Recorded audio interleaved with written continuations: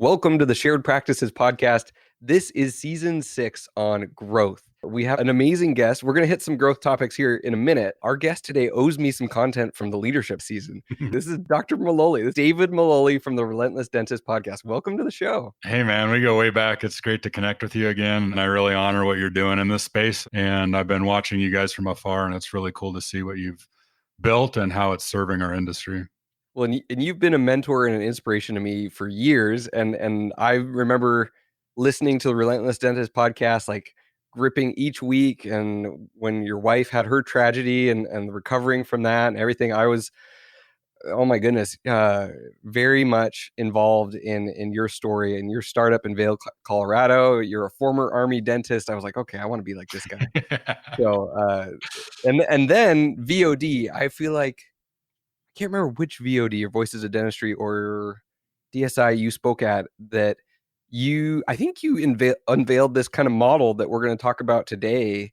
And there was like a triangle and you just like blew my mind. It's evolved since then, but I've become a geek about mental models and how we make decisions and how we make poor decisions and how do we make more and better decisions. Because I think if we're looking for an incredible practice, an incredible life, the granular piece of that is a decision and how we make those. So it's been really interesting for me to kind of try and crack the code on how do we create a relatively universal concept that can be customized for each individual's passion and purpose. Because I think a lot of times, and I'm as guilty as anyone, we get led astray by a bright, shiny object or a model that, oh my gosh, they're killing it with that. And it allows us to get hijacked. So it's a fascination of mine. It's something that really lends to my natural talents and curiosities. So I'm excited to talk more about it because I think it really can help some people. This is awesome. And well, I think one of the hardest part about practice ownership is the overwhelm and the sense of I need to be doing more and I'm not doing enough and I don't even know what I'm not doing. And if I just figured out that one thing that I'm not doing, then I did that well, then I'd be crushing it, but I'm not. And so having a framework in which to evaluate your own progress, your own leadership, your team building, and how you run your business, these frameworks it just help kind of structure people's thinking and structure. Sounds like obviously you're coaching, and how you help other people. So I'm excited to delve into this.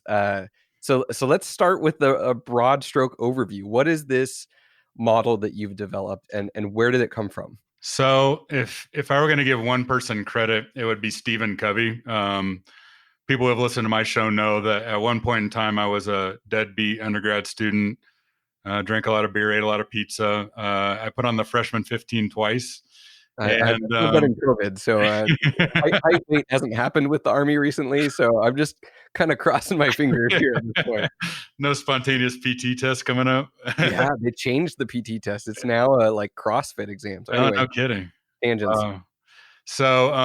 Two of significant life events collided. One, my dad's youngest brother passed away suddenly when I was a sophomore in college, and he was like a second father to me. We was a very close knit immigrant family, and he was so full of life, and I was like, man, like the game can just end at any time, and it kind of scared me straight. At the same time, my mom gave me 7 Habits of Highly Effective People, which makes no sense because I told you that I was flirting with academic probation. So right. picking up a book didn't make sense, but those two aligned to really help me see like a life vision for myself and what I think Tony Robbins calls it a rocking chair test. Like if I, at the end of my days on my deathbed, that sort of thing, look back at this path, like it's full of regret. So I have to pivot. And so he talks about personal victories always precede public victories. Whereas a lot of what we're socialized to do is that if we do enough and have enough, then we be enough. But that pattern never works, and it keeps us on the treadmill that we see. So the overview would be that personal growth or personal mastery, that trend line must precede people mastery or people or growth or interrelations with people, which typically would be the influence we have on our patients and our team. Once we've started to integrate those two, then the next place is the practice. And if we disorient those and we prioritize those, then the treadmill starts to go faster and faster. So it's people mastery, then it's personal mastery, then people mastery, then practice mastery. Mm. And they're simultaneous, right? But as far as a priority, if we leave you, the owner, to what's left over, you get nothing, you get scraps. And that's where we end up in a bad place, where we're always talking about burnout issues or mental health issues or stress issues or sedation issues and self-prescription issues. If we orchestrate these in the right way, we can win consistently year after year, quarter after quarter. If we don't, and we get distracted and we lose our focus, or we buy into unscientific, unresearch-based models, then it creates stress and strain. And to me, it's personal because I've been that guy. I've been the guy who bought into more is better. And this is actually a less is better model. It's heavily required you that become a master delegator, that you get work and worry off your plate, that you do things that require dental license, things that are CEO activities, things that bring you joy, and find an outlet for everything else, because there's just not enough hours in the day. And if you don't align your career with who you are, something eventually breaks down. And we see it again and again, but we misdiagnose it as this, that, or the other thing. So the prioritization of these is really based in research. It's comes from all sorts of institutes. And I don't know about you, but in the personal development world and the leadership world, I find books that are quite fluffy. This is very strategic, so we can be tactical. And if we worry too much about the tactics, the how, without knowing the what, then again, we get led astray and we end up buying into technologies and marketing methods and all these things just to do more. And I feel like our vision can be a lot more clearer than that. That's amazing. Well, and this ability to kind of structure and hierarchy, like build some prioritization to your thinking, your personal development, your practice development, your leadership, is awesome, because as we both are morbidly aware of, this life is finite. Both of us, people can't see this right now. We're recording over Squadcast. We can see each other's background. Both of us have a poster in the background, the same poster that says "My Life in Weeks" at the top of it. Did you buy the 80-year version or the 88-year version? I'm at 100, man. I'm going for it. I think I got the 80. I wimped out. I didn't get the 100-year version. I've been listening to some longevity podcasts, and they say if you can live for 20 years, you can live forever. So are you listening to Peter Attia? Yeah, a bit. Yeah. These are my favorites.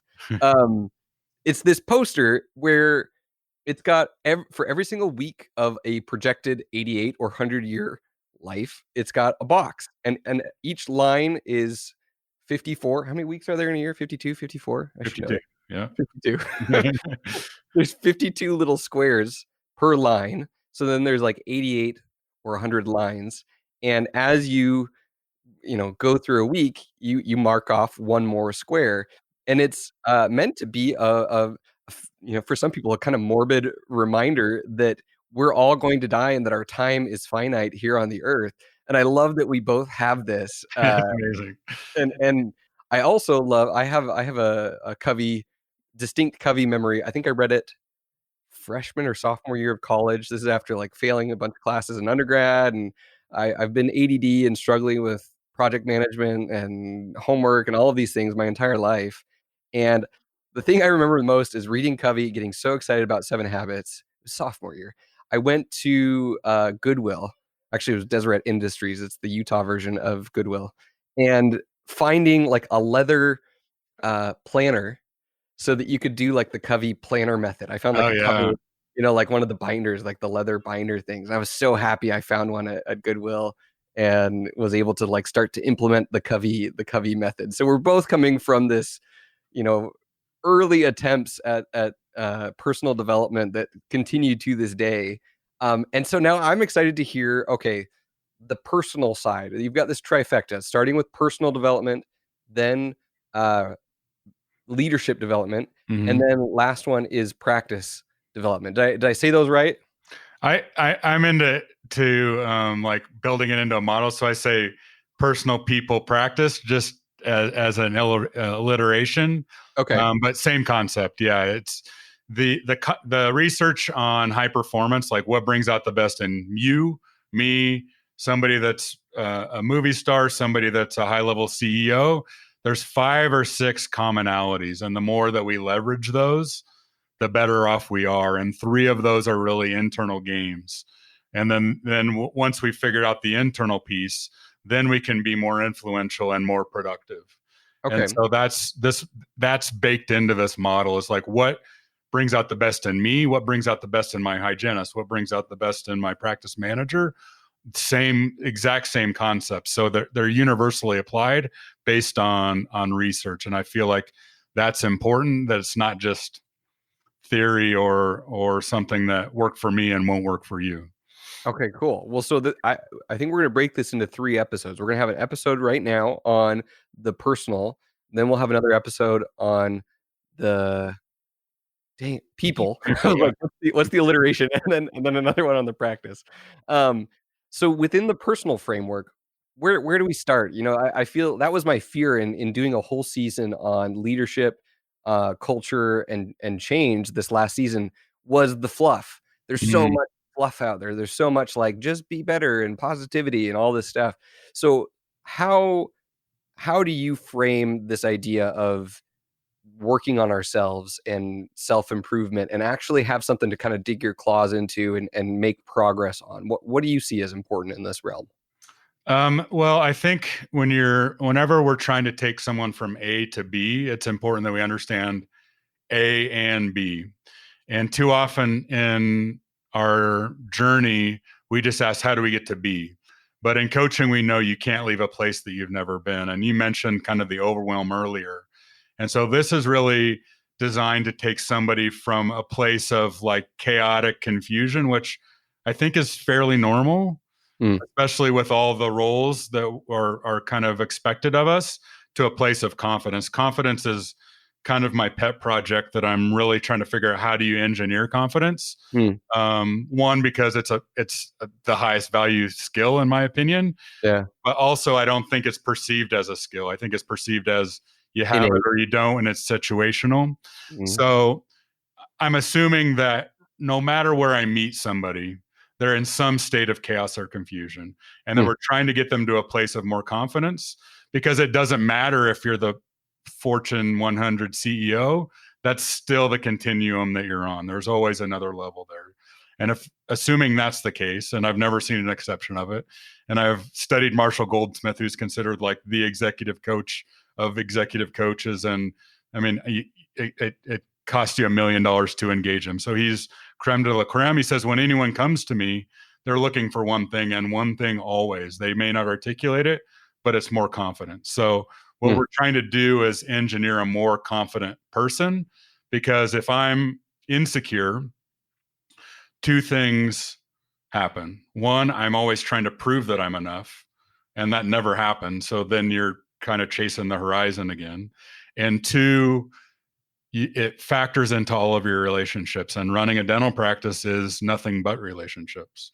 Relationship with your team, relationship with your patients, and then the people that you go home to, and most of us have families. So I think it's a really important quest, and the number one thing that we always have to start with is the topic of clarity, because if I'm not clear or you're not clear, and you see this all over the industry, and I speak very candidly, so I'm not meant to offend, but I'm always you defending do. I'm You always defending the dentist, is that if you go into a big conference, which I know you're not in 2020, but if you've been to one, and you hypothetically.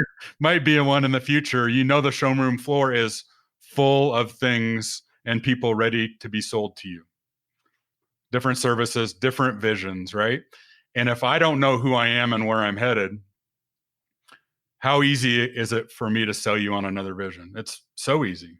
Mm, So you may not be the tech guy, but I can make you the tech guy. You may not be the multiple practice guy, but I can make you the multiple practice guy. You may not be um, the high touch big case person, but I can make you that. And so now you see this, I call it the spin cycle. There's lots of energy and there's lots of motion, but there's not much velocity. Velocity takes direction and speed. And so mm, clarity is the direction, and clarity can take on the macro. So one of my favorite things to do with my team was the annual meeting, and we would boil down our mission. We'd kind of reinvent our culture code, and we talk about where we've been and where we're headed.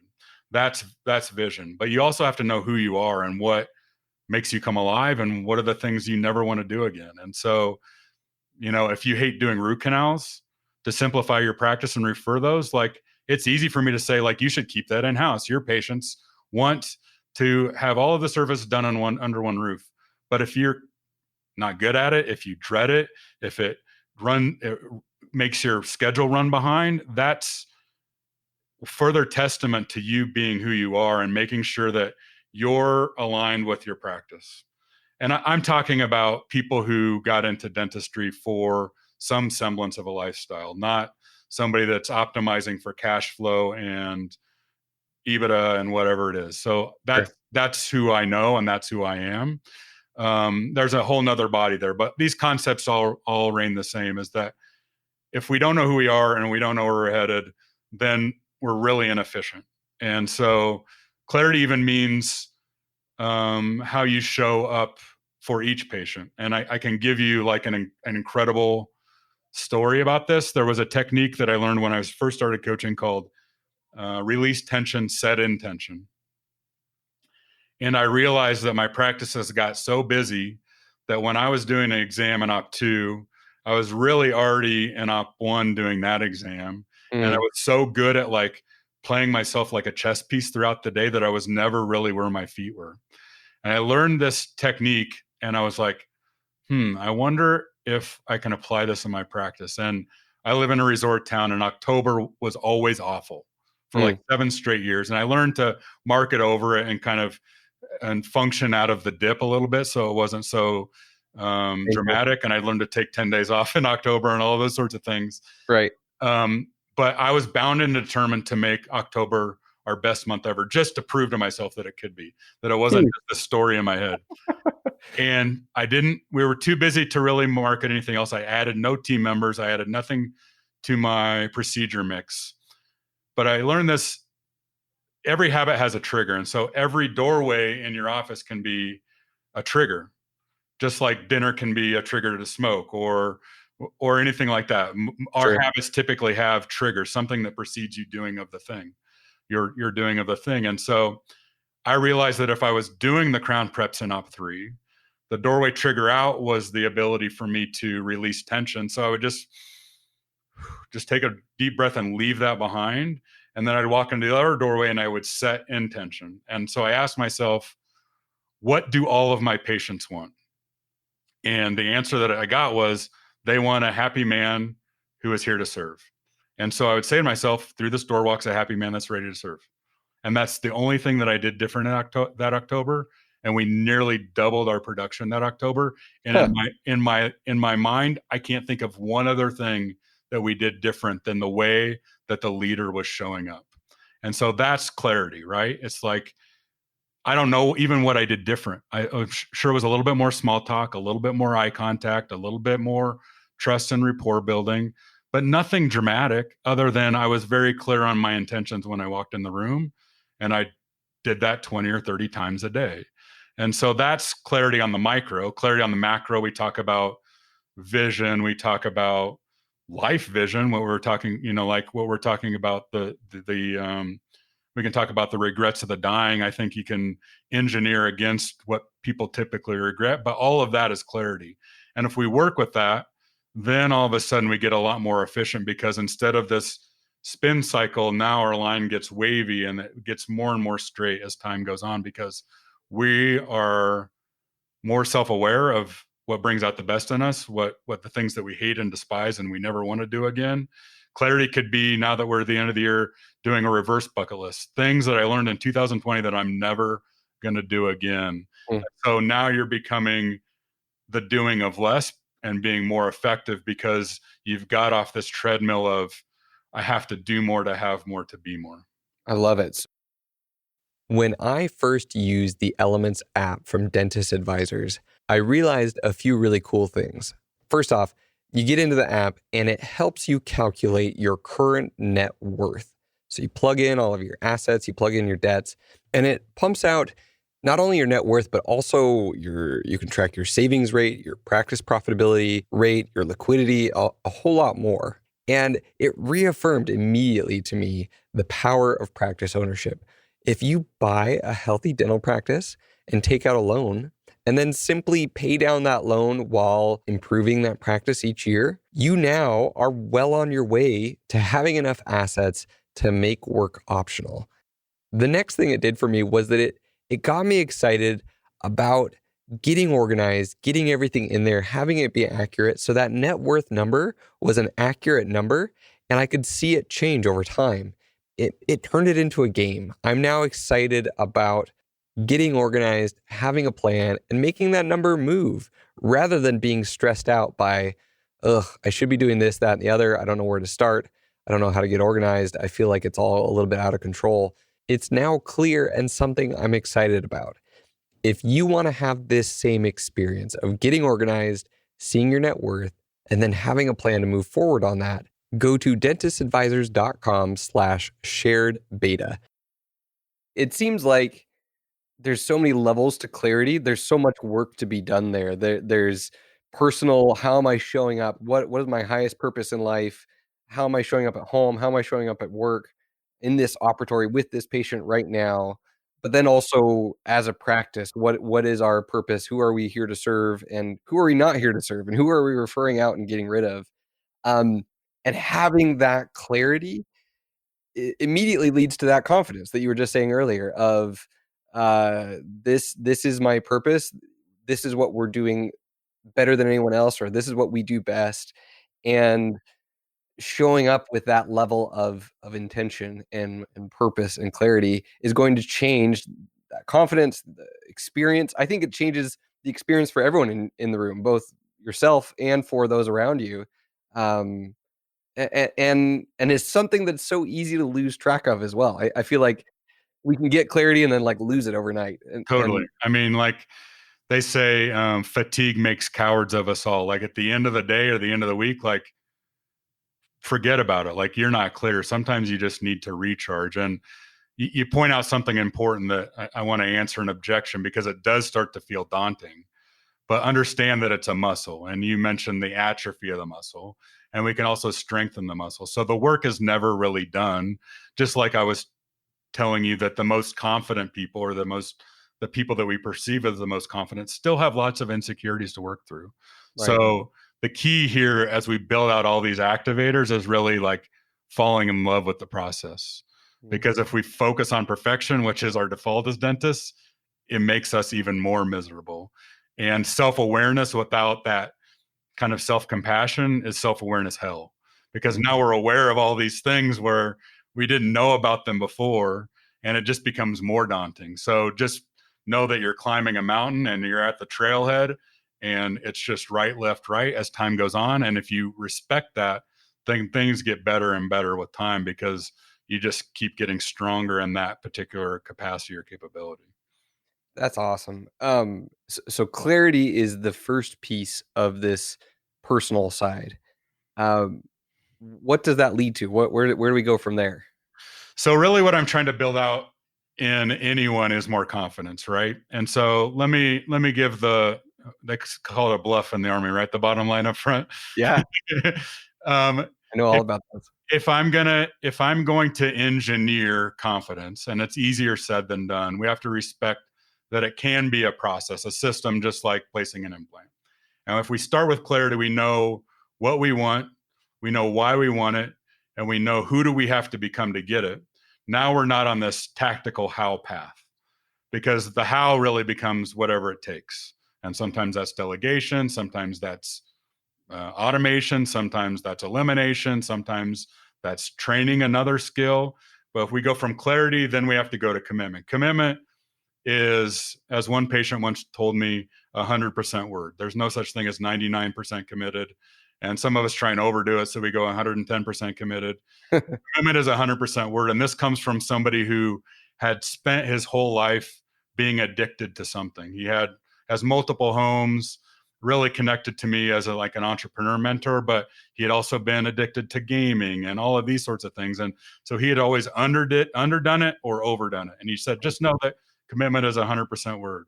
So if we go from clarity to commitment, then we go to courage. And I'll talk about more about courage in a moment. Really, the more robust term is grit. That's kind of been popularized by Angela Duckworth, but courage is a simple term because then we know that in a moment of decision, we can choose courage or comfort. It becomes very binary. And we know the more we choose courage, the better our outcomes. And the more we choose comfort, then that's a compound effect as well. So we go clarity, commitment, courage. And courage means that you kind of giving yourself permission to suck, because the fear and the courage piece means like, I don't want to be a novice again. Like, I'm really good at all these things, but I've never run a good meeting. And therefore, I have to stand in front of my team and look like never done this before. But Yeah. knowing that the more you do the thing that you suck at, the less you suck at it. That's that dark area that most of us avoid late in our career, because adult learners aren't very good learners. And then we have this doctor title and a white coat that says, I'm really awesome over here, and I don't dare go over into that place. But if we can get through that bottom of that curve, it develops a capability or capacity. And the confidence comes from I got this, I can handle this, I can do this. It comes from the reps. So the thing that drives that whole flywheel that gives it momentum is energy. Energy, we typically think about sleep, eat, move, right? Like things that energize us. And I think there's a really good tactics to that. Like, if you can activate your mind, body, spirit before you go into work, you'll be a far different leader. But part of energy, I think we've already kind of shown a light on, is that it's making sure that you're not people pleasing, that you're not trying to be everything to everyone, that this clarity is set in and it says, hey, if this patient is happier somewhere else, bless them, because I'm not the dentist for everyone. And it may hurt a little bit, but know that like saying yes to them is saying no to 6 other people. Right. That's really what gives us energy. And so I think when we get to the team building piece, it's a lot better place to talk about delegation. But know that if you're building and aligning your team, they are there to take work and worry off your plate. And if they're not, you haven't done it right. And that's energy as well, because there's so many hours in the day, and we all hold ourselves to this high standard, and we never lower the bar. And that's what's exhausting, is that we're doing too much at too high of a standard, and it's an impossible target. It's just absolutely impossible. And we break under the weight of that. And it takes us a long time, because we've developed this grit through dental school, getting in dental school, like jumping through hoop. And we get so good at it that we don't see that we're running this marathon like a sprint.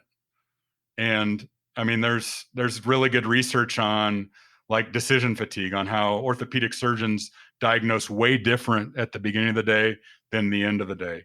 I felt that in my practice. Like, you might get a different, I mean, I hate to say it, it's a little bit like what's going on here. But when I wasn't working through these things, you would get a different experience from Dr. Maloley at Thursday at 4 p.m. than Monday at 10 a.m. And I don't say that because I only say that from a place of candor, because I think it's a universal truth. If we're not taking care of the racehorse gets tired. And then what happens to the rest of the organization? If you come in a lessened state, if you come in moping with a case of the Mondays in your huddle, you've just given everyone else license to do the exact same thing. So how you show up is energy, but also making sure that you understand that you can't pour from an empty cup. So if you're not willing to go into the selfish zone and take time for yourself, you're going to end up depleting to the point where you're no good to anyone. We had Dan Pink on the show, and he talked about that. He has a book about timing, about like the ebb and flow of energy throughout the day, and all of these things, and that is extremely evidence-based, that you don't want a surgery, an advanced surgery at 4 p.m. You want it at 9 a.m., 10 a.m. And to try and think otherwise, that we're going to perform at the exact peak when our bodies and our minds and time and energy is a limited resource, and it wanes as the day goes on. knowing that about ourselves. Um, it makes me go back to this idea of commitment. So it's 100% thing, um, but knowing our limits and knowing where, it's better to call it. The more courageous thing is to say, hey, let's restructure this so that I'm not having to perform at this high level all day every day until 7 p.m. I know some people do the 12-hour shifts. I can't imagine doing stuff like that. Yeah, So I mean, you're talking to a guy who, for 40 years of his life, no, not 40, but pre Stephen Covey, it wouldn't count. Like, I was just going through the motions. So say 21 to 40, I wanted to be the guy that could get by on 4 hours sleep. I wanted to be the guy that could work 6 12s. I wanted to be that guy. But like you said, the research, there's another good book called The Power of Full Engagement that talks about the importance of taking a lunch. Like, I work through lunch all of the time, but if you can take that time to like reset, mm, and just like, sometimes I would go to my truck, sometimes I would walk around the blocks, something that completely takes you out of that game. You go out in the second half as a second half team, as opposed to somebody that's running 4 quarters all at once, right? So there's so much that goes into it, like a time system, making sure that you, like, I took a vacation at the end of every quarter because it allowed me to celebrate and then project into the next quarter. All of those things started to feel like high ROI, high ROI activities, when our natural mindset would be like, not working means I'm reducing income. And it couldn't be further the truth. The more time I took off, the more profitable we were, simply because the leader, I use the guy loosely as a term, but um, that I was different. I was showing up different. And if my energy goes up, the whole team's energy has to go up. It has to, because one of the universal truths of leadership is that, um, John Maxwell calls it the law of the lid. You'll never exceed the leader's ability to lead, but if you raise their ability to lead, then everything follows along with it, and the organization will largely take on the person of its leader. So if we evolve the leader, the organization will evolve, no matter what sort of training you embed. mm. And you see this at the highest levels. When there's a big acquisition, they'll change out the leader. Well, in most dental practices, we're not going to change out the leader, but we can change the leader and their abilities to how they show up, interact with patients, and interact with team. I would say that one of the most humbling things for me this year has been that the two best decisions I've made in two organizations, in my Army station medical recruiting that I'm doing full time, and in shared practices, were putting in a better leader than me. Mm-hmm. So Dr. George Hariri is now the CEO of Shared Practices, and he has been able to take what we're building and run with it and make it bigger and better than I ever could. But for a long time, like, this was my baby and he was helping me out with it. And to have to step back and say, okay, George, like, this is, run with this, like, do everything we possibly can do with it. And the growth that we've had and the changes that we've had is both amazing and humbling. Like, it's like, oh man, I was holding us back a little bit here. And same thing happened at my Army station. One of the most impactful things was, we brought in a different station commander as the leader of, my co-leader in that station. Bringing him in brought on a whole new level of performance and efficiency and culture that didn't exist before in our station. And I'm the common piece here. Like, I was here the whole time, and he's the one who changed it around. And so, My in your defense, I bet they're not the better leader. They just had more focus. well, and had a skill set, Yeah, exactly. a complementary skill set, and um, it's just been amazing. And also probably are not as overcommitted as I am. That's what George, maybe he still is, but anyways, it's been interesting to see the impact of uh, leadership on two teams and two organizations that I'm very intimately involved with. But it also raises the bar for me in terms of, okay, picking up little pieces here and there of what each of them is doing, and learning and becoming a better leader myself. So this has been great. So we've talked about clarity, we've talked about commitment, we've talked about courage. And I think the courage piece, that the one thing you were saying when we were talking about courage, we had my dad on last season who's done coaching and consulting for Fortune 500 companies and trains Crucial Conversations, or back pre-COVID before Vital Smarts, made some shifts. But having those difficult conversations, I feel like, and having the courage to change things in your office, to let someone go, the courage to give candid feedback, to correct, that's a skill that is difficult, and it's so much easier to just be a people pleaser, and it's so much easier to just keep your mouth shut and drive forward. That's the hardest one. I feel like the clarity, like, feels good. Yep. Um, the You're right. the commitment feels good. The courage kind of sucks at By first. default, it sucks. Yeah. Yeah. By Yeah, default. but then on the backside, it's worth it. Yeah. I think we, as an industry, are largely introverted. We're here to serve. And sometimes being the nice guy or the nice girl gets in the way of progress. And so it goes back to that question of, like, sometimes saying yes to this team member is saying no to your family, because you lose sleep at night trying to get them, like, on board or aligned or stop the gossip or that sort of thing. So I think there's lots of misconceptions around courage. I think it can be very simple. And this is going a little bit, taking a step back into energy, is that we have to realize that we, as the dentist, particularly if we haven't evolved out of doing all the clinical care, are always the bottleneck. Mm, And we have to respect that. And so we just have to be less of the bottleneck.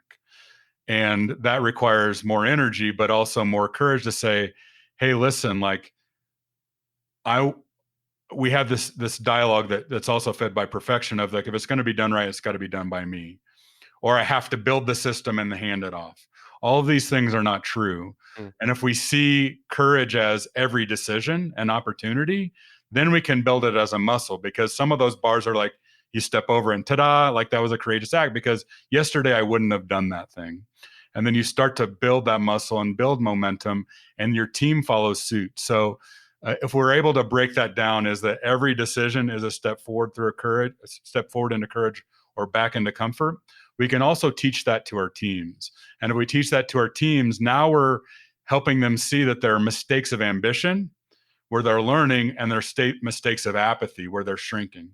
mm, And the only way that I know how to lead a team to a higher level is if they're consistently growing in their courage steps, but also respecting that leadership done right is role modeling. So if they're not seeing me doing things that I didn't do last week, last month, last quarter, I can't ask that of them. But Brene Brown boils it down to that level of courage over comfort. And I think it can be that simple. But there's also appreciation that at that fork in the road sits fear. And we have to go into that thing where you were mentioning, like, I don't want to do this. It would be a whole lot less friction if I just punted this conversation until next week. But we know what happens there, right? Like, that also compounds. So it's very much the fuel that feeds the machine, I think. And when we think of it in that light, and like Angela Duckworth's research on grit is really powerful here, because she talks about grit being the collision between passion and persistence. And I think persistence is an important conversation because we see a lot of our colleagues getting too short-sighted, mm, maximizing profits for today, trying to get the home run higher. But you make completely different decisions if you're casting a 3 to 5 to 10-year vision and making sure that you're maintaining reputation in the community and goodwill in the community and that sort of thing. So I think there's a lot that's baked into this model. But like we talked about, if we were going to oversimplify it into 3 main pillars so that we can say, are you trending upward, trending downward, or flatlining in each of these? Like, that's a quick and easy system. Red light, yellow light, green light. We look at clarity, energy, and courage and get those all trending upward or in green light zone. You now can take that out over time and compound that effect. And you're a much better leader because you're realizing that the internal victory precedes all of those other public victories. And ignoring that means that usually your psychology fails, your emotionally, physically, financially, something eventually breaks there if we don't respect that that we're the racehorse and we're the drivers of the enterprise. And if we break down, lots of things kind of fall in the wake. There were so many things in there that I absolutely loved, including you said we think that we have to build the system first and then let someone else do it. We're afraid to let our team do that. Oh man, there's so many good things. I can't even remember all of them, but one of them even related to the idea of by not having these conversations and delaying, um, or if we've got a team member who's underperforming, um, the cost to the team as a whole.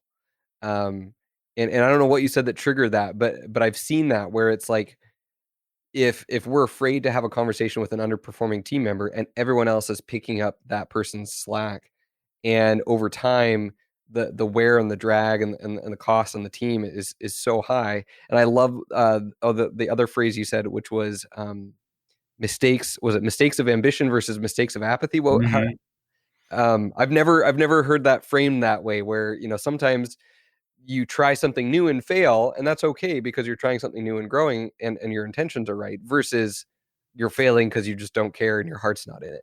And a lot of times, like when I'm talking to a dentist, they don't realize how they're instilling fear in the team member because our standards are really high, Mhm. and it shows through. And sometimes that's with a sigh, or sometimes that's with like a snide comment and a passing by, but you don't realize how that causes them to shrink back. And so the counterintuitive approach is say, I need you to make mistakes. And as long as they fit in this, in my practice, we called it the triangle. As long as it's serving the practice, serving the patients, and serving the team, and you can tell me that you made a decision from that triangle, I can't chastise Mad you. at you. Yeah. Yeah, we can learn from it and we can get better at it. So if they said, hey, doc, I screwed up, I would say, what did we learn from it? So if I have to write off $250 and we learn from it, that's a really high ROI thing, because Right. now I saved 10 of those, right? So 200, that might be a 10x return if Right. we look at it through that frame, but they shrink all of the time because they need more praise, they need more affirmation, and they need more license to say, hey, listen, like, who am I? Like, that's the level 5 leadership of like, I don't have a degree in that. Like, you know how to take care of a patient. I don't know that patient. I don't know what they need, but you're knee to knee or phone to phone with them. Like, just take care of them the best you can.